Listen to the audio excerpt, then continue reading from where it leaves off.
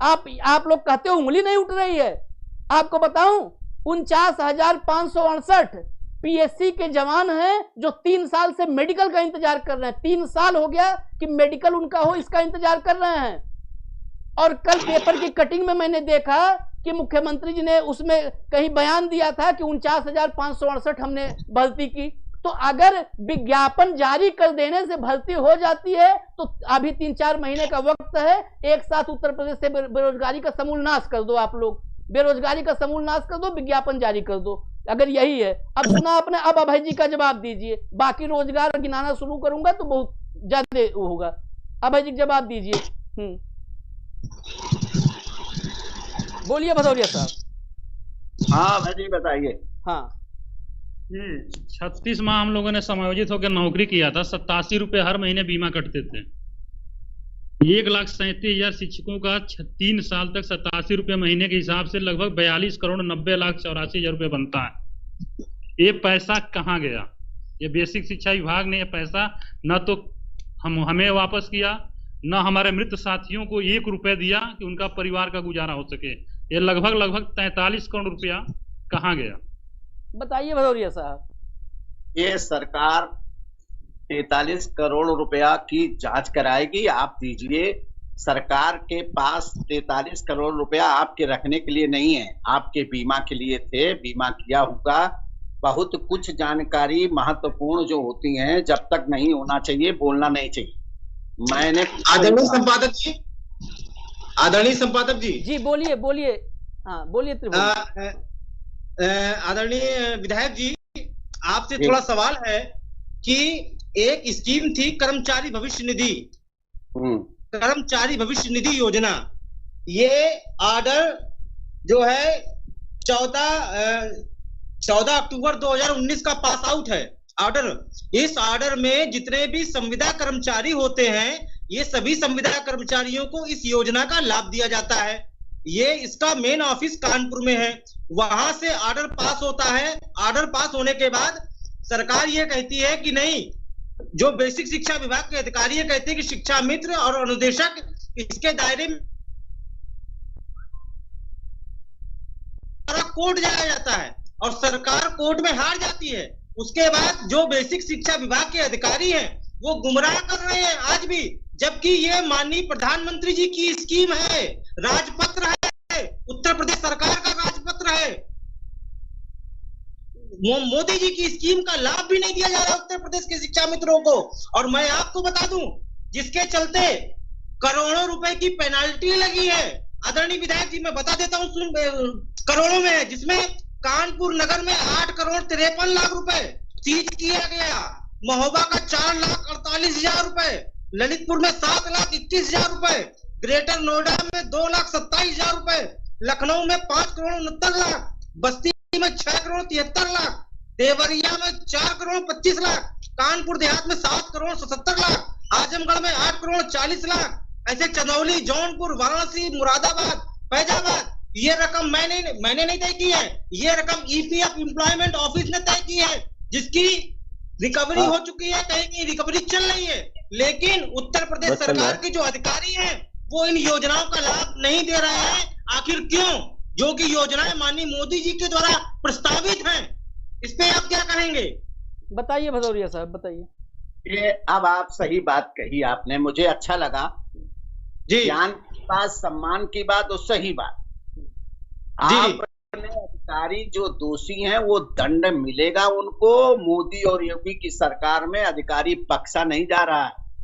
अधिकारी गलती कर रहे हैं, जब वहां तक खबर है तो उनको दंड दिया जाता है। किनको दंड मिला बताइए, कुछ नाम बताइए जिनको दंड मिला हो। अधिकारियों ने किया है तो कितने? नहीं, अगर अधिकारी देखिए 2 ही किए होंगे, या तो नेता या अधिकारी। ये तो त्रिभुवन सिंह और अभय सिंह तो किए नहीं होंगे, त्रिभुवन सिंह और अभय सिंह तो किए नहीं होंगे।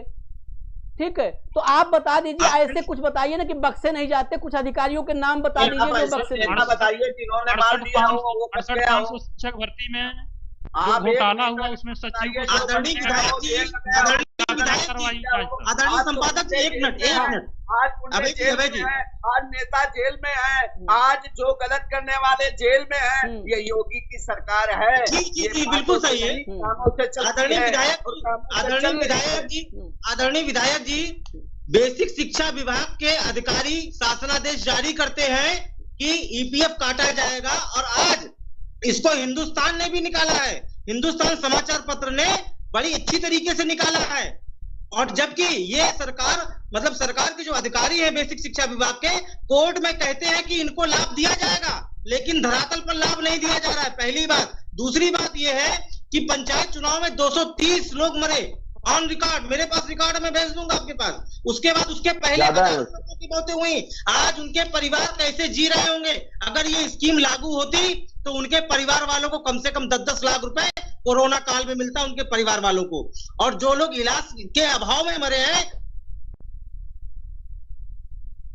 ठीक है, तो उत्तर प्रदेश सरकार के अधिकारी फॉलो क्यों नहीं कर रहे हैं? बताइए जी, ये बता दीजिए। बताइए भदौरिया साहब, बताइए। सरकार दोषियों पे कार्रवाई करेगी। अच्छा, सरकार सदैव जनहित की है। अच्छा, सरकार सबकी है और सबके लिए कार्य कर रही है। अच्छा, अगर ऐसा है तो निश्चित योगी जी किसी को इस लड़ाई को लड़ते 4 साल, आज की लड़ाई नहीं है ये, सब लूट जाएगा, चला जाएगा तब। मोदी और योगी दो ऐसी जोड़ी बनी है कि ये किसी को छोड़ते नहीं है, बख्शते नहीं। ये बात तो सही, किसी को नहीं, शिक्षा मित्र भी नहीं छूटे, ये बात सही है, किसी को नहीं छोड़ेंगे। सजा देना है। सुन लीजिए भाई, बोलो ना, मेरी भी सुन लो। माननीय मोदी जी, बोलने में क्या जाता है, कुछ भी बोल लीजिए, एक एक करके बोलिए। क्या कहना है कि मुझे कुछ नहीं ले जाना है, दोषी बख्शे नहीं जाएंगे, दोषी जेल में बक्से की तरह रहेंगे। अब आप एक मिनट सुनिए भदौरिया साहब, कंट्रोल रूम थोड़ा ऑडियो पे ध्यान दीजिए सबके। हम लोग का अपराधी बता दीजिए। अरे भाई, अब मैं तो ये कह रहा हूँ, जो आप बता रहे हैं इसकी सूचना जैसे सरकार को सही तथ्यात्मक ढंग से मिलेगी, कोई भी अधिकारी दोषी नहीं बचेगा। माननीय मुख्यमंत्री जी से 18 बार मिलकर रिक्वेस्ट कर चुका हूं। किसी सरकार में नहीं हुआ, केवल भाजपा सरकार, भारतीय जनता पार्टी सरकार, योगी की सरकार में हो रहा है। आप तो समझ रहे हैं कि आज योगी सरकार में चाहे गुंडे हो, चाहे नेता हो, चाहे बिजनेस। भदौरिया जी, आपके सामने वो लोग बैठे हैं जिन्होंने कई सालों तक। पे ध्यान दीजिए भाई। बिल्कुल अनभिज्ञ है सर, आपको कुछ भी नहीं पता कि आपके योगी सरकार के कार्यकाल में क्या क्या हो रहा है। मुझे बिल्कुल अनभिज्ञ है। साले दिया है आप सम्मान के लिए, आप समझो किसान सम्मान निधि दिया, गैस चूल्हा दिया, 5 लाख का बीमा दिया, घर बैठे अनाज दे रहे हैं, वैक्सीन फ्री दे रहे हैं, जनता के बीच में जा रहे हैं। देश के मुख्यमंत्री कितने प्रदेश के मुख्यमंत्री किसान भी हूँ, जो जनता के बीच गए हो, जनता के किसान भी हूँ, जनता के लिए ना समझाओ और जनता के लिए काम न किया हो। अरे भाई, आप लोग ये भी तो देखो ना, 87 रुपए डीजल खरीद रहे हैं, 2000 में 20 लीटर डीजल नहीं मिल रहा है, 20-22 लीटर आपके किस सम्मान निधि वाले अमाउंट में। अरे भाई, मिलेगा, क्यों परेशान हो, सब मिलेगा, जो चीज पहुंचे। डीजल कब होगा सस्ता? फिलहाल सर हम आपके हर बातों पे प्रकाश डाल सकते हैं, बाकी में हम उसका बेरोजगारी का है, चैनल पर मिल जाए। आदरणीय संपादक जी, बात है, बोल रहे हो, चाहे आदरणीय संपादक जी। हाँ बोलिए बात भाई, एक एक करके निवेदन है आप लोग से, एक एक करके। सरकार अपना काम कर रही है, आज सरकार की भूर प्रशंसा अच्छे कार्यों की हो रही है।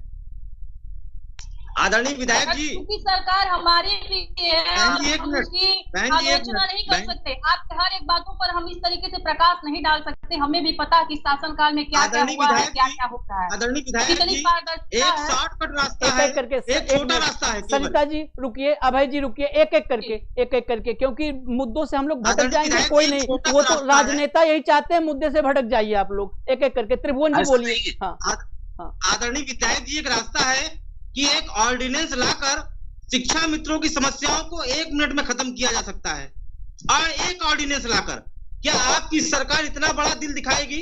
क्या माननीय मुख्यमंत्री जी, क्या माननीय प्रधानमंत्री जी, यशस्वी प्रधानमंत्री जी 1,53,000 शिक्षा मित्रों के घरों में, उनके परिवार के घरों में दिया जलाने का काम करेंगे? केवल एक ऑर्डिनेंस लाना है आपको, केवल एक ऑर्डिनेंस।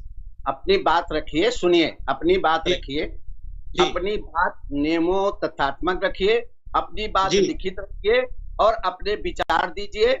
ये सरकार सबकी है, जन की है, शिक्षा मित्रों की है, अन्य टीचरों की है, रहने वाले सभी भाइयों की है। इस सरकार में सुना जाता, अनसुना नहीं किया जाता अच्छा, है। भदौरिया साहब, बहुत देर से इन लोगों के सवाल हो गए, बहुत देर से इन लोग के सवाल। एक सवाल मेरा है, आपको मैं बताऊं, एक आपके लिए अच्छी बात बताऊं। पंजाब में जो है ना, जैसे यहाँ पे शिक्षा मित्र हैं, वैसे वहां पे कच्चे अध्यापक हैं। पंजाब में उन्होंने पूरे पंजाब में प्रदर्शन कर रखा है इसी के लिए कि नियमित किया जाए उनको, इसके लिए पूरे पंजाब में। और कांग्रेस की सरकार वहां पे बुरी तरीके से घिरी हुई है, उस पर कोई टिप्पणी आपके मैं चाहता हूँ। देखिए, हम टिप्पणी क्या करें, हम अपनी जाने। बुरा जो देखन मैं, चलो बुरा न देखो, जो जब मुझे देखो अपने मुंह से बुरा न हो। मैं अपनी समस्या को स्वयं देखता हूँ। वहाँ किसान आंदोलन चल रहा है, वहाँ दुनिया काम, हम वहाँ उनकी तरफ क्यों देखें जब हमारी सरकार चिंतित है। हमारी सरकार सबके लिए सोचती है, सबके लिए कार्य करती है। 1,19,000 आप ये समझिए 287 जो टीचर की भर्ती हुई है, ये उत्तर प्रदेश सरकार ने किया कि ये पंजाब की सरकार ने किया। नहीं, मैं पंजाब के हालात पे भी आपकी टिप्पणी चाह रहा हूँ, पंजाब पे भी टिप्पणी चाह रहा हूँ। पंजाब में पंजाब पे टिप्पणी मैं नहीं करूंगा। अच्छा। मैं अपने मुख्यमंत्री यशस्वी मुख्यमंत्री योगी आदित्यनाथ की प्रशंसा करता हूं। आपके कार्य में कष्ट है, आप अपनी बात कह रहे हैं, मैं समझ रहा हूं। या तो मुझे पेपर दे दीजिए, मैं अपने लेटर पे भेज दूंगा, और नहीं तो आप स्वयं भेजिए। आप भेजिए मेरे पास लेटर कि पूर्व विधायक रविशंकर भदौरिया जी, मैं अवगत कराना चाहता हूँ इन समस्याओं से हम ग्रसित हैं, जिससे हमारा परिवार भी ग्रसित है। 50 लेटर जा चुके हैं विधायक जी, सरकार तक पहुंचाने का 50 लेटर आप ही की पार्टी के आपसे बड़े नेता भेज चुके हैं। आप ही पार्टी के आपसे बड़े 50 नेता भेज चुके हैं लेटर। आपकी पार्टी के आपसे बड़े 50 नेता लेटर भेज चुके हैं। देखो, वही बात है, अंधा बाटे रेवड़ी जो चाहे सो दे, हमें दिखाओ तो हम जानन, हम आपका काम करन। डिबेट पे बैठ के हम झूठी बुलंदों पे ध्यान नहीं देते।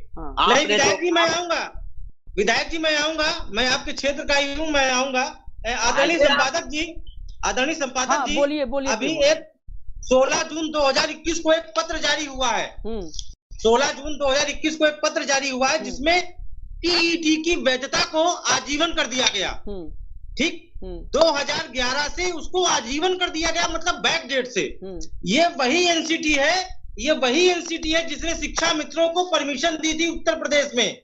आदरणीय संपादक जी, विधायक जी थोड़ा ध्यान दीजिएगा इस पे। ये वही एनसीटी है जिसने शिक्षा मित्रों को परमिशन दी थी, और 1,24,000 शिक्षा मित्रों को ट्रेंड किया गया था। जो अनट्रेंड शिक्षक थे उनको ट्रेंड किया गया था।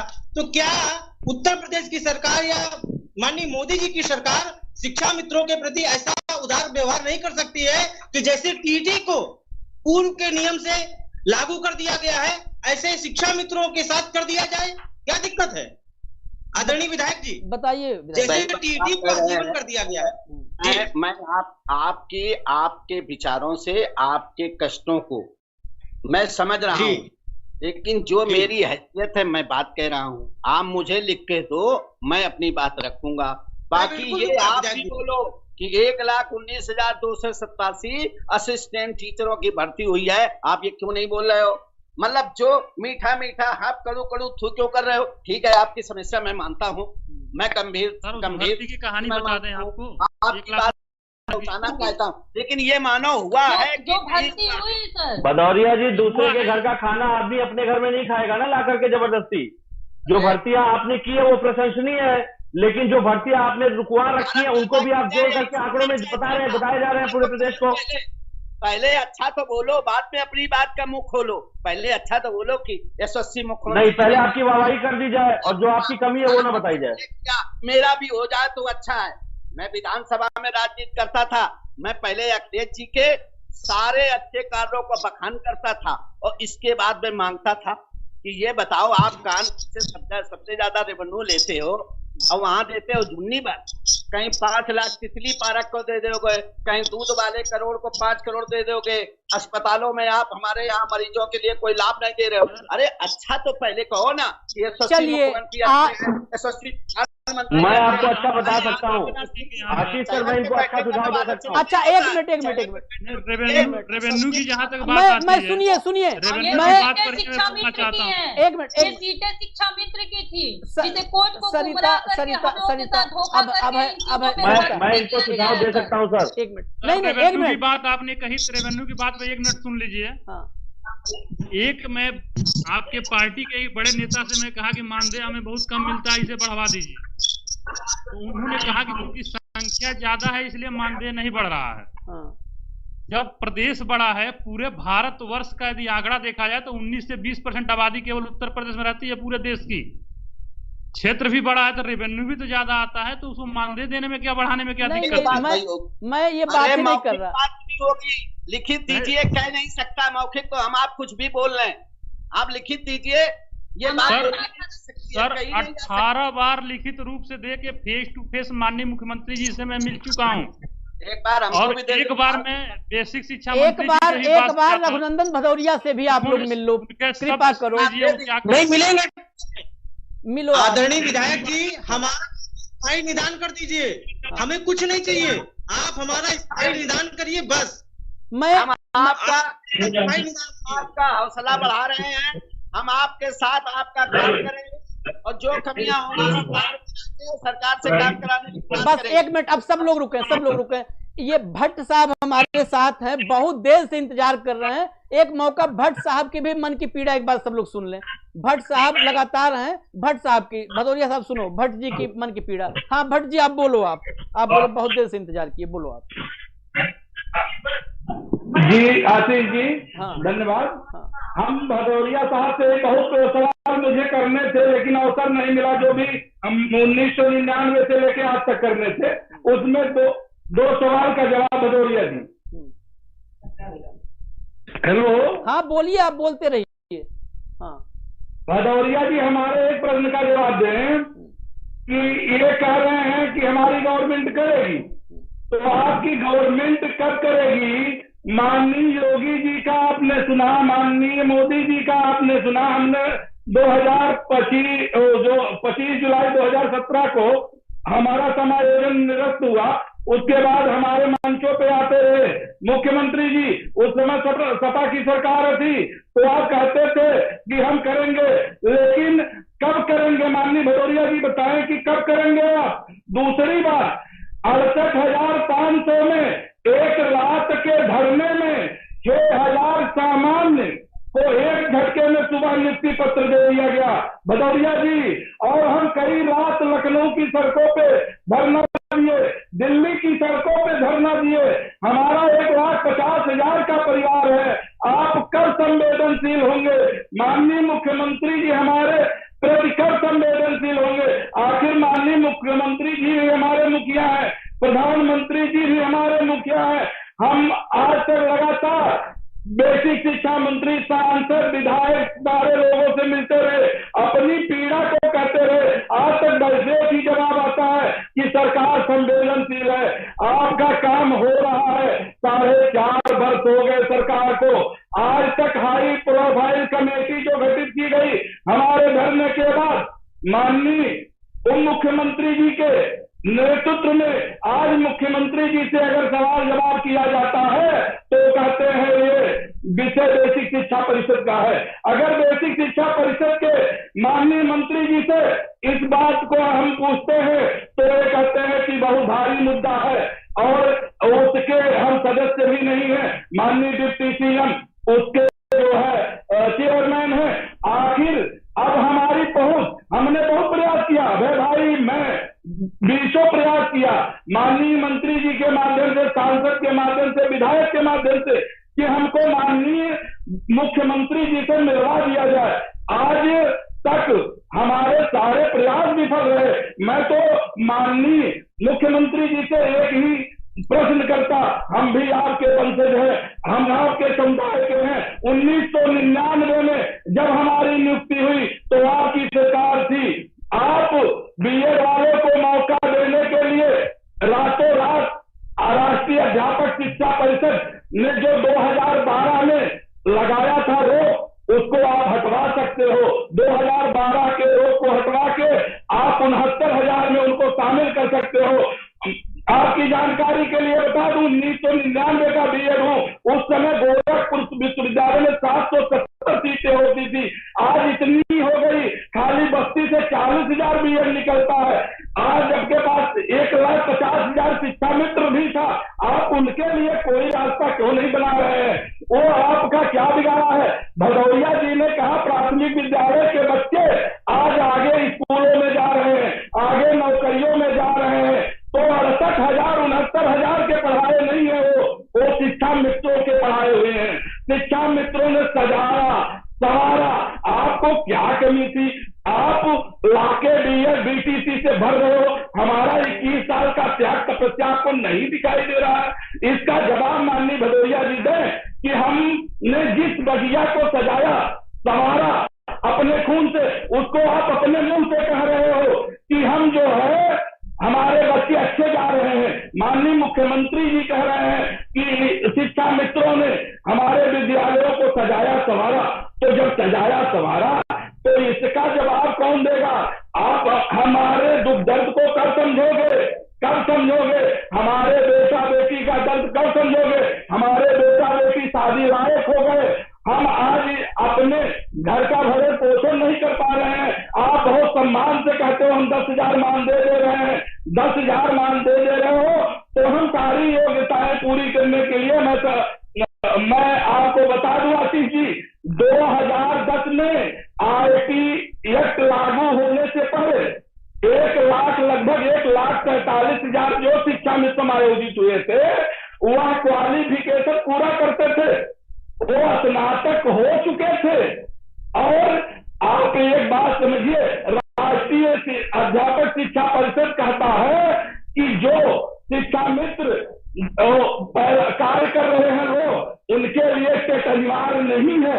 एक तरफ आप उसी राष्ट्रीय अध्यापक शिक्षा परिषद की बात मान के माध्यमिक शिक्षा में जिसको जाना चाहिए उसे प्राइमरी में जबरदस्ती लाते हो, और हमारे लिए जब सरकार ही राष्ट्रीय अध्यापक शिक्षा परिषद कहती है कि ये पैरा टीचर है, इनके ऊपर टेट लागू नहीं होता, तो हमारे 1,75,000 शिक्षा मित्रों के लिए आपका कोई नियम कानून नहीं हो आता। आप महोदय ये बता दीजिए भदौरिया साहब कि आप कब करेंगे, कब हमारे अगर प्रति संवेदनशील होंगे वो काम कर दीजिए। ठीक है भट्ट साहब, अब जवाब दीजिए भाई। भदौरिया साहब जवाब दीजिए। बहुत देर से भट्ट साहब रुके हुए थे, देखा आपने कितनी पीड़ा है कि हम इनकी पीड़ा के साथ हैं। हाँ, ये मेरे मित्र हैं, मेरे भाई हैं, मेरे परिवार के सदस्य हैं, उत्तर प्रदेश के सक्रिय कार्यकर्ता हैं और सक्रिय काम करते हैं अपने क्षेत्र में और प्रदेश के अन्य क्षेत्रों में। लेकिन मैं एक बात फिर कहना चाहता हूँ, कम से कम कुछ तो भला हो कि आज ये परिषदीय जो विद्यालय हैं इनकी गुणवत्ता अच्छी हुई कि नहीं हुई?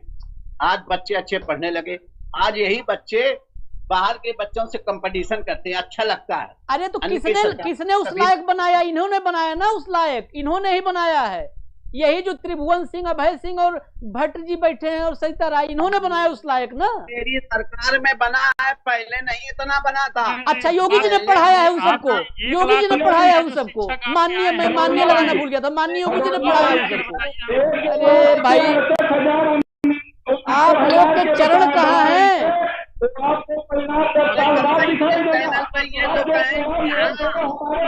स्कूलों में छात्र संख्या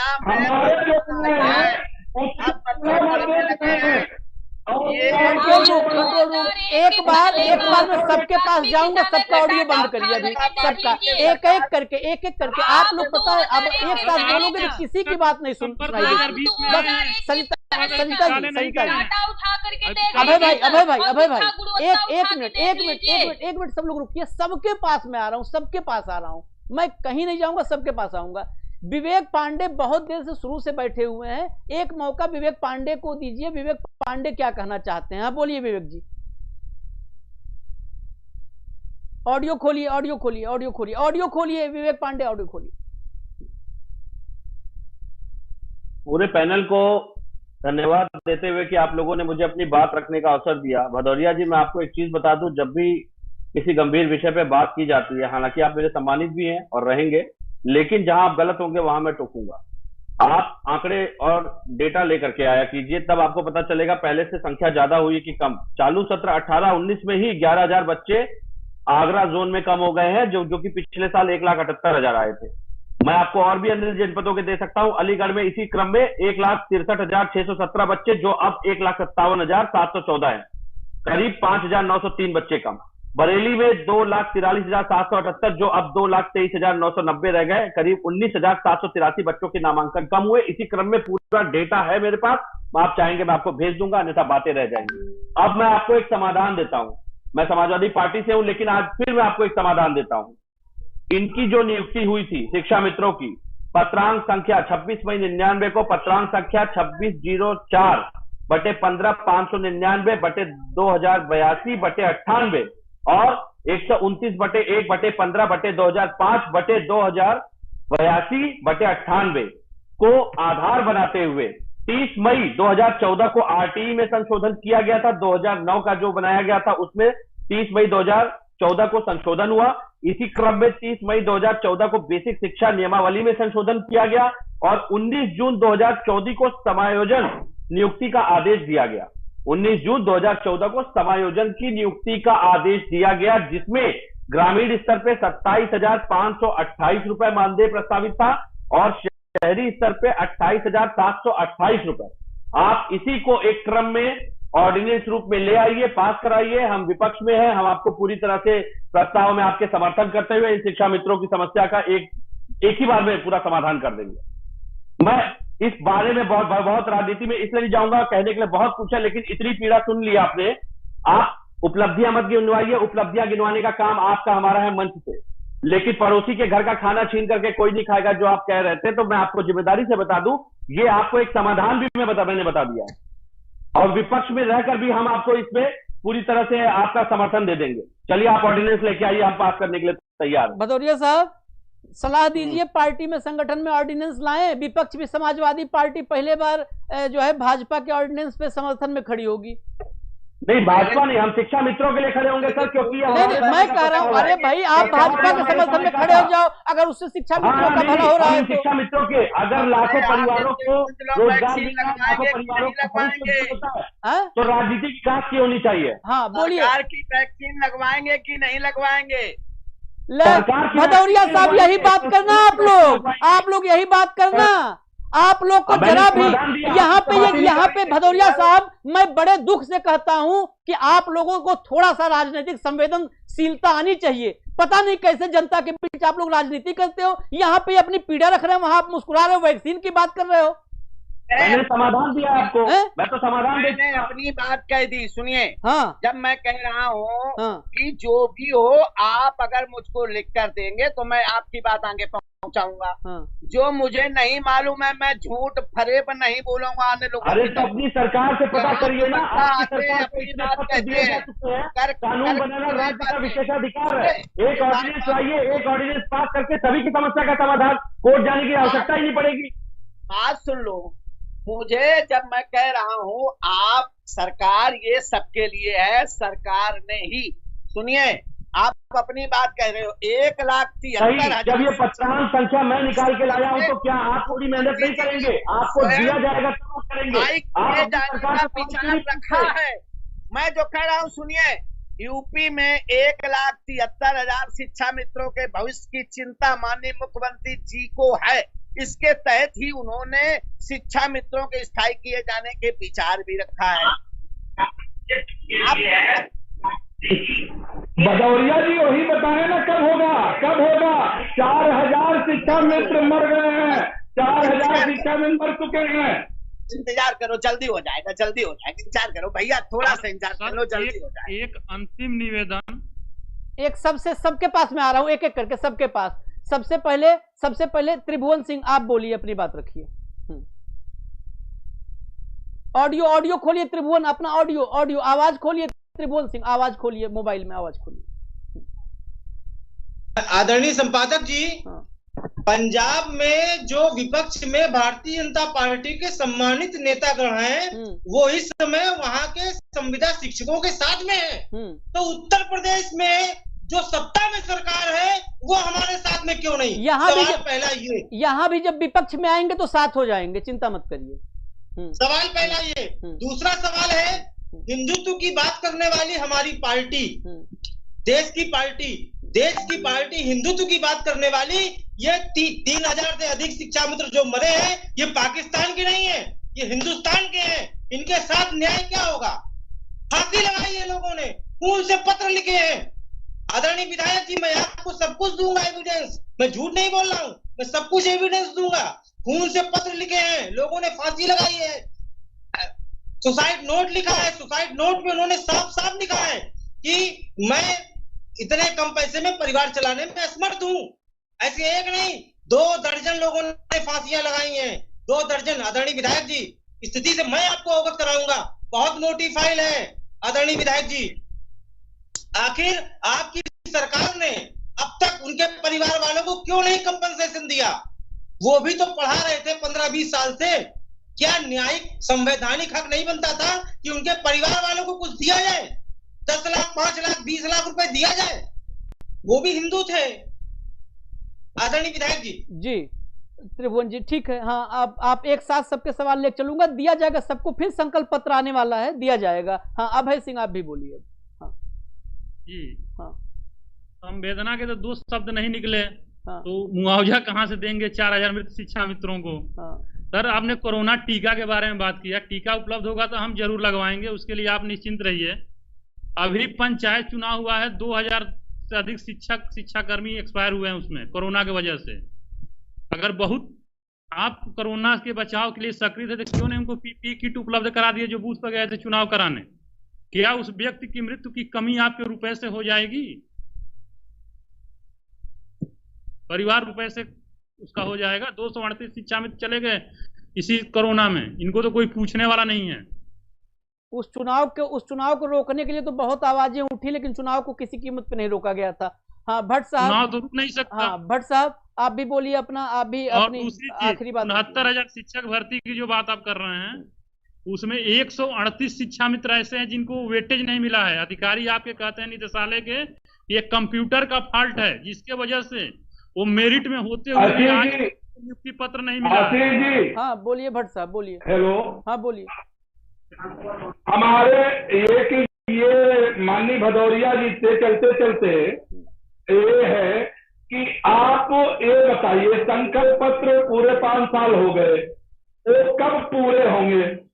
दूसरी चीज जो आप कह रहे हैं कि हमारी सरकार ने अधिकारियों के खिलाफ कार्रवाई की, कार्रवाई जो भी हुई दिख रहा है, थोड़े से घोटालेबाज पकड़े गए तो एसपी साहब को निलंबित कर दिया गया। ऐसा भी ना हो, और पारदर्शिता हो तो पारदर्शिता हो। अगर आप लोगों के लिए कानून बनाते हो तो हम भी आपके बच्चे हैं, आप भी हमारे गार्जियन हैं, आप हमारे सरकार हैं, आपके हम मातहत हैं। आप हमारे लिए भी एक नई नियमावली बना के हमारे बच्चों के लिए संरक्षित करिए। 1 लाख लगभग जो 50,000 शिक्षा मित्र इस समय है, वो आपकी सरकार की, आपकी जय जय करेंगे, हम भी करेंगे। आप ये तो दिखाओ ना कि हम आपके लिए कुछ कर रहे हैं। खाली कहने से बात नहीं होती कि हमारे मुख्यमंत्री जी संवेदनशील है, हमारे प्रधानमंत्री जी संवेदनशील है। हम भी अपने प्रधानमंत्री माननीय मुख्यमंत्री से अपेक्षा रखते हैं कि हमारे भी घर परिवार है, महंगाई को देखते हुए जल्द से जल्द आपके चैनल के माध्यम से मैं कहता हूं 1,50,000 शिक्षा मित्रों का रोजी रोटी की मैं भीख मांगता हूं आपके माध्यम से, माननीय मुख्यमंत्री जी से, माननीय सारे नेताओं से। हम ये कहना चाहते हैं कि आप अति शीघ्र हमारे बच्चों के लिए, हमारे परिवार के लिए कोई उचित निर्णय लीजिए, ताकि हम भी आपकी सारे विकास की योजनाओं से लाभान्वित हो। ठीक है। हाँ सरिता बोलिए, आप बोलिए। जी सर, हम आपके चैनल के माध्यम से भदौरिया सर से निवेदन करना चाहते हैं कि सर, हम किसी के एजेंट नहीं हैं। वर्तमान सरकार जो है प्रदेश की, वो सारे हम उनके एजेंट हैं।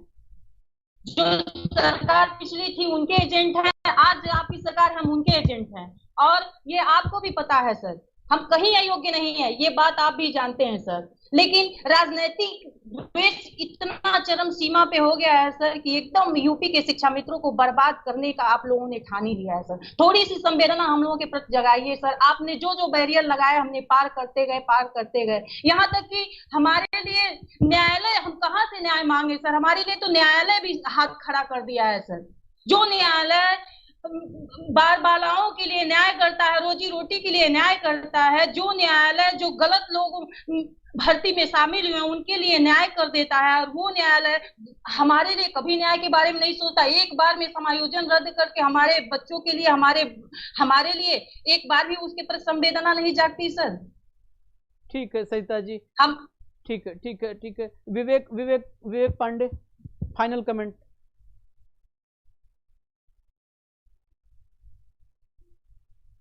बोलिए। मैं बड़ी जिम्मेदारी के साथ इस मंच के सामने ये कहना चाहूंगा कि आप विधायक हैं, आप सत्ता दल का एक हिस्सा हैं, जनप्रतिनिधि हैं, आप अपनी क्षमता, अपनी योग्यता, शक्तियों के साथ पहचानिए। आपका काम है सदन के अंदर बैठ करके चर्चा करते हुए, मुद्दों को उठाते हुए उस पर कानून बनाना, क्रियान्वयन करवाना। राज्य का जो सबसे बड़ा विशेषाधिकार है वो है कानून बनाना। सरकार का काम कानून बनाना है। बने हुए कानूनों में दखल दे करके उसको तोड़ मरोड़ करके केवल और केवल राजनीति के माध्यम से प्रभावित करना नहीं पिछली सरकारों के कार्यों को, पहली बात। दूसरी बात, जिस प्रकार से कोविड की आड़ में सदन नहीं चलाए जा रहे, आखिरी बार 3 मार्च को समाजवादी शिक्षक सभा के डॉक्टर एमएलसी, स्नातक एमएलसी डॉक्टर मान सिंह यादव जी ने शिक्षा मित्रों का प्रमुख मुद्दा ज्वलंत आवाज और पूरी तेजी के साथ सदन में उठाया था। उसके बाद मुझे नहीं लगता कि शिक्षा मित्रों के किसी मुद्दे पे या किसी भी तरह के मुद्दों पे कोई बात या चर्चा परिचर्चा हुई। मैंने आपको एक सुझाव दे दिया, विपक्ष में रहते हुए भी जो कि मेरा नैतिक कर्तव्य इन लोगों के प्रति है, इस वजह से मैंने दे दिया।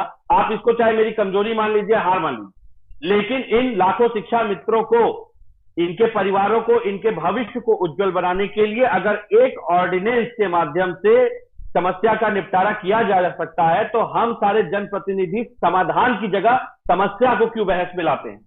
मैंने आपको एक समस्या का समाधान दे दिया है, बाकी आपकी इच्छा शक्ति और नैतिक इच्छा शक्ति पे निर्भर करता है।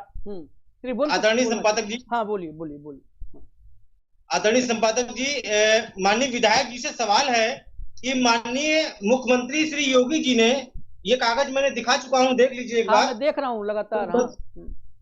आपने, मुख्यमंत्री जी ने ट्वीट करके कहा था कि राजकीय कर्मी की मृत्यु की स्थिति में नियमानुसार परिवार के एक सदस्य को राजकीय सेवा में सेवायोजन किया जाए। शिक्षा मित्र, रोजगार सेवक आदि की मृत्यु की दशा में परिवार के एक सदस्य पद पर समायोजन किया जाएगा। ये ट्वीट तो आ गया, आखिर उनके परिवार के एक सदस्य को नौकरी क्यों नहीं मिली अब तक? आदरणीय विधायक जी, पहला सवाल।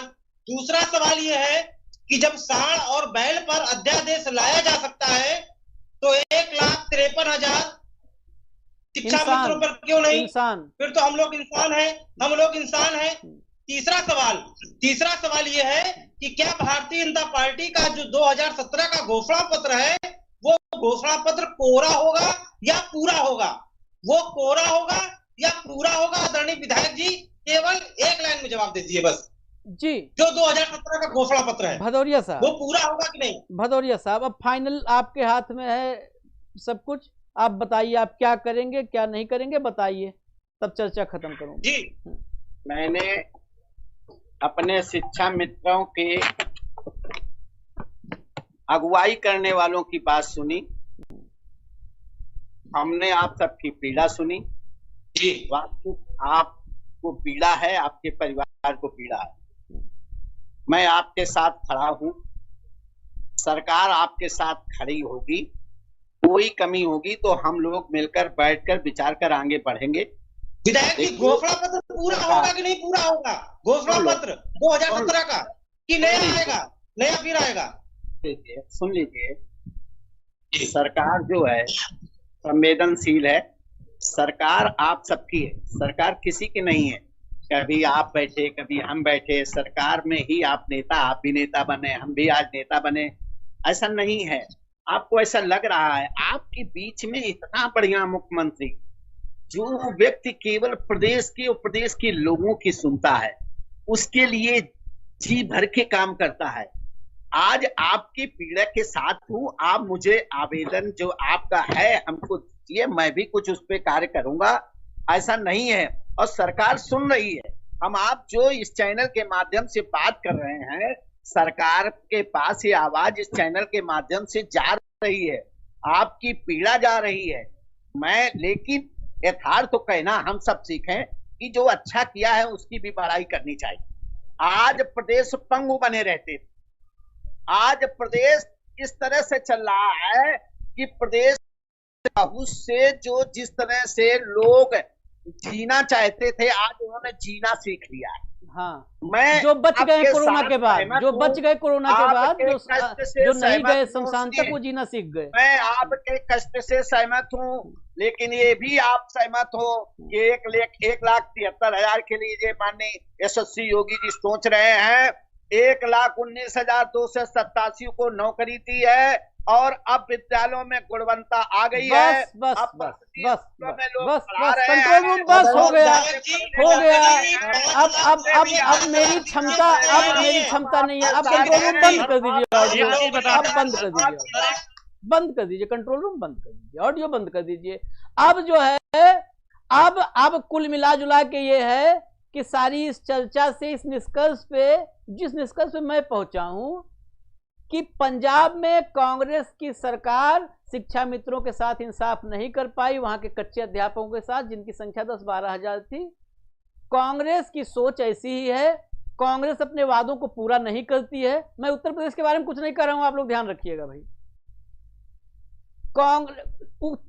पंजाब के मुख्यमंत्री कैप्टन अमरिंदर सिंह ने सरकार बनने के पहले वादा किया था, हो सकता है उन्होंने भी कई भाषण दिया हो, लंबे चौड़े वादे किए थे अस्थायी करने के लिए। 4.5 साल में कुछ नहीं किया।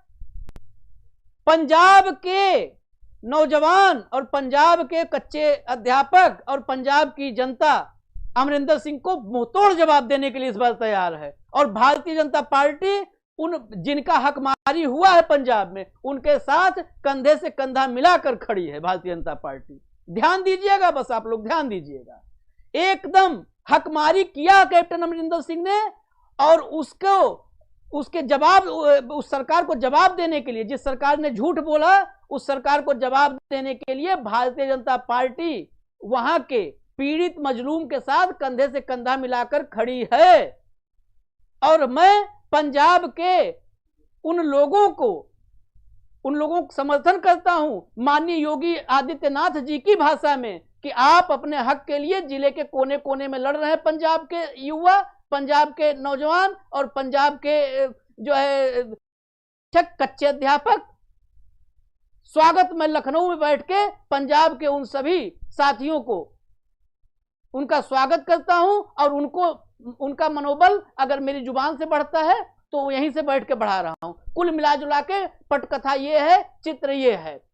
रही बात कंट्रोल रूम, इस प्रोग्राम के खत्म होने के तुरंत बाद फिर से माननीय योगी आदित्यनाथ जी का वो बयान चला दीजिएगा, ताकि कम से कम आगे का रास्ता दिखे इन युवाओं को। अब युवा नहीं, बहुत सारे बुजुर्ग हो गए, बच्चे युवा हो रहे हैं। कंट्रोल रूम ध्यान दीजिएगा, इस प्रोग्राम के खत्म होते ही जरूर माननीय योगी जी का वो बयान चलाइए, जिससे हमारे भाइयों को, हमारे साथियों को मार्गदर्शन मिले माननीय योगी जी के उस उद्बोधन से, उस संबोधन से। इसके अलावा एक बात और जाते जाते कहूंगा कि अभी भट्ट साहब ब्राह्मण हैं, भीख मांग रहे थे कि भीख दे दो सरकार, हमें हमारा हक दे दो। तो राजा कभी भी भिक्षा मांगने वाले को वापस नहीं करता। और आखिरी बात मैं रघुनंदन भदौरिया जी से कहना चाहता हूं, बार बार एक बात आती है, कठोर कार्रवाई होगी, संवेदनशील है, निगाह रखे हुए हैं।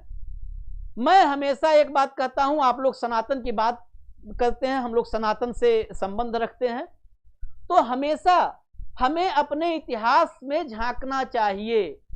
और हमारे इतिहास में राजनीति पर सबसे बड़ा ग्रंथ, उसे मैं राजनीति का गीता, राजनीति की कुरान मानता हूं, जो चाणक्य ने लिखा अर्थशास्त्र राजनीति के लिए, उसमें राजा के कर्तव्य बताए गए हैं। एक बार उस जो है चाणक्य के अर्थशास्त्र को पढ़ लीजिएगा। उससे बढ़िया आईना नहीं है किसी सरकार के लिए, किसी हुक्मरान के लिए। अपने आप आपको लग जाएगा, एहसास हो जाएगा कि कौन क्या कर रहा है और कौन काबिल है, कौन नाकाबिल है। तो हर नेता उसको पढ़े, राजा कर्तव्य समझे, फिर अधिकारियों पे भी जिम्मेदारी थोपने से पहले 100 बार सोचेगा। क्योंकि अगर राजा नाकाबिल अधिकारियों, निकम्मे अधिकारियों, बेईमान अधिकारियों पर निगाह नहीं रख पाता तो राजा की अयोग्यता ज्यादा मानी जाती है, उस अधिकारी, उस मंत्री, उस सामंत की अयोग्यता नहीं मानी जाती है। इसलिए आप राजनीतिक लोग हैं, कम से कम सनातनी हैं हम लोग, कम से कम पुराने अपने इतिहास को भी पढ़ें जिस पर हमें गर्व होता है। हमें चाणक्य पर गर्व है तो चाणक्य के उस अर्थशास्त्र को जरूर पढ़ें भदौरिया साहब और बाकी राजनीतिक लोग भी। रही बात, चलते चलते आप सभी लोग माननीय मुख्यमंत्री योगी आदित्यनाथ जी का उद्बोधन संबोधन सुनिएगा, जो आप लोगों को ही रास्ता दिखाने के लिए उन्होंने दिया था, उसको ध्यान से सुनिएगा। इसके अलावा मैं किसी भी लाभ हानि से परे होकर के आपके हक हुकूक की आवाज उठाने के लिए हमेशा मौजूद हूं और मेरा मंच हमेशा आप लोग के लिए उपलब्ध है। धन्यवाद। एक परिस्थिति पैदा हुई है, मैंने उत्तर प्रदेश सरकार से पूछा कि मामला क्या है। उन्होंने मुझे बताया कि अभी तक हमारे पास कोर्ट का ऑर्डर आया नहीं है। कोर्ट ने मौखिक सूचना दी है लेकिन लिखित ऑर्डर नहीं आया है। आज मैंने शिक्षा मित्रों के कुछ नेताओं को बुलाया था, उनकी समस्या समझने का मैंने प्रयास किया और मैंने उनको कहा कि आप जरा मुझे बताइए, तो उनकी भी तकलीफ थी कि उनके पास कोर्ट का ऑर्डर नहीं था, कोर्ट क्या कहना चाहती है वो भी जानकारियां नहीं थी।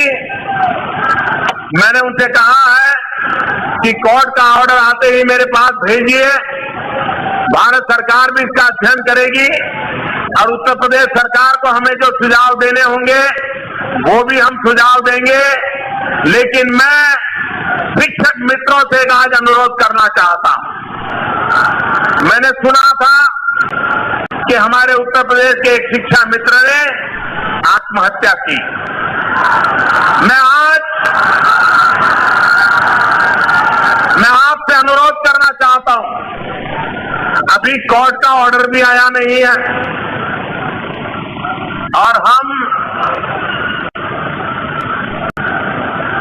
अपने जीवन को संकट में डालें तो समस्या का समाधान नहीं होता है। शिक्षक मित्र आत्महत्या करके वो तो चला जाएगा, लेकिन बाद में उस परिवार का क्या होगा, उन बच्चों का क्या होगा। और इसलिए मेरे शिक्षक मित्रों से अनुरोध है कि जीवन में कभी लड़ाई हारनी नहीं चाहिए। हौसला खोना नहीं चाहिए। आत्महत्या का मार्ग हमारा नहीं हो सकता। एक बार कोर्ट का ऑर्डर आने दीजिए, उत्तर प्रदेश सरकार क्या कहना चाहती है उसको देख करके जरा सुने, मैं भी समझने का प्रयास करूंगा और उत्तर प्रदेश सरकार से मुझे जो भी बात करनी होगी उसको मैं करने की जिम्मेवारी लेता हूं। और मैं आपकी बात उत्तर प्रदेश सरकार को आपके एमपी के नाते मैं अवश्य पहुंचाऊंगा।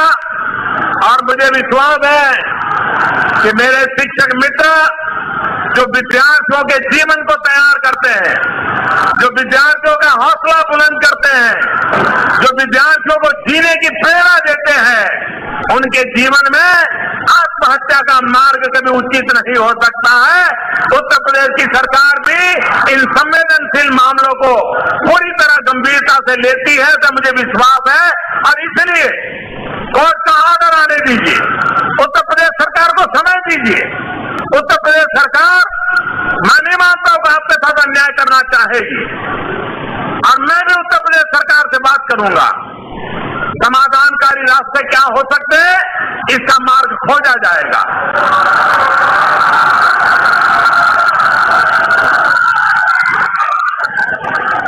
भारत माता की।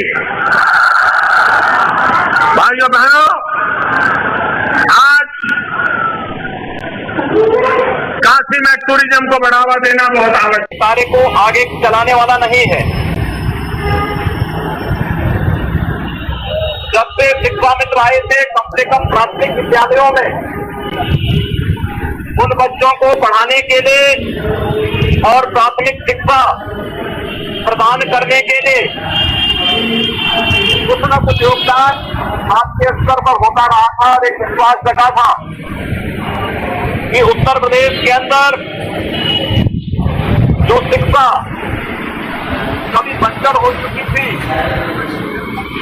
उस प्राथमिक शिक्षा को एक नया जीवनदान शिक्षा मित्रों ने दिया था। लेकिन कहीं न कहीं एक मिसहैंडलिंग है और दूरदर्शिता है कि हम न्यायालय के उन कार्यों दावपेचों को समझ नहीं सके और केवल उतावलेपन में जब भी कोई निर्णय होते हैं उसका शिकार आम जनमानस को ऐसे ही होना पड़ता है, जैसे अभी हाई कोर्ट के निर्णय पर हुआ। मेरा आप लोगों से दो अनुरोध होगा। एक, हताशा और निराशा में कोई को नहीं जीता जाता है। अपनी हताशा से उभरिए, निराशा से उभर करके हम सबको इस लड़ाई को जीतने की एक नई कार्रवाई प्रारंभ करनी होगी। और मैं विश्वास के साथ कह सकता हूँ ये प्रश्न केवल एक व्यक्ति का नहीं, ये केवल शिक्षा मित्रों का नहीं, बल्कि उत्तर प्रदेश की प्राथमिक शिक्षा का है। इसलिए इस लड़ाई में आप अकेले नहीं होंगे, आपके साथ एक बहुत बड़ा समुदाय आपके साथ खड़ा होगा। इसलिए मेरा सबसे पहला अनुरोध होगा कि अपनी हताशा और निराशा से उभरिए।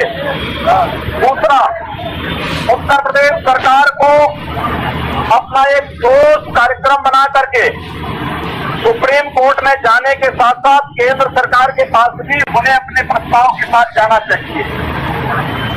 केंद्र सरकार शिक्षा के क्षेत्र में जो भी योगदान देता है वो राज्य सरकार को देता है। राज्य सरकार उस पर आगे कार्रवाई करती है। अगर उत्तर प्रदेश सरकार आपसे संबंधित किसी भी उस प्रस्ताव को लेकर के पहले ही केंद्र सरकार के पास गई होती, संभवतः इस प्रकार की स्थिति नहीं होती जो आज आप सबके सामने आ खड़ी हुई है। हमको यहाँ पर किसी पार्टी का नहीं, बल्कि शिक्षा के बारे में सोचना है। हमें इस प्रदेश के लगभग 2.25 लाख उन शिक्षा मित्रों के भविष्य के बारे में सोचना है, उनके परिवारों के बारे में सोचना है। इसलिए राजनीतिक लाभ और हानि के लिए नहीं, बल्कि जो लोग खिलवाड़ कर रहे हैं, मजाक बना दिया है जिन लोगों ने शिक्षा व्यवस्था को, उन लोगों के मुंह पर एक तमाचा मारा जाना चाहिए इस आंदोलन के माध्यम से। इसलिए मैं आग्रह करूंगा, अपनी हताशा निराशा से उभरिए। इस लड़ाई को एक नया तेज और नई धार देने की आवश्यकता है। जो भी इस लड़ाई को फिर दबाने का प्रयास करेगा वह उससे उस आंदोलन से कुचल दिया जाएगा। इस आह्वान के साथ हमें इस लड़ाई को आगे बढ़ाने की आवश्यकता है। और प्रदेश सरकार वो सबसे पहला कार्य तो इसको सुप्रीम कोर्ट में डिवीजन दाखिल करके इस पर नए सिरे से कार्रवाई करने की अपील करनी चाहिए। बहुत सारे रास्ते हैं, अगर कोई समस्या है उस समस्या का समाधान भी है। ऐसा नहीं कि कोई समस्या हमेशा के लिए समस्या बनी रहती है। अगर समस्या का समाधान भी होगा और समस्या का समाधान भी वहीं से होगा जिन्होंने समस्याएं अपनी अदूरदर्शिता से प्रारंभ पैदा की है। उनको अपना पैकेज लेकर के सुप्रीम कोर्ट के पास भी जाना चाहिए और भारत सरकार के पास भी जाना चाहिए।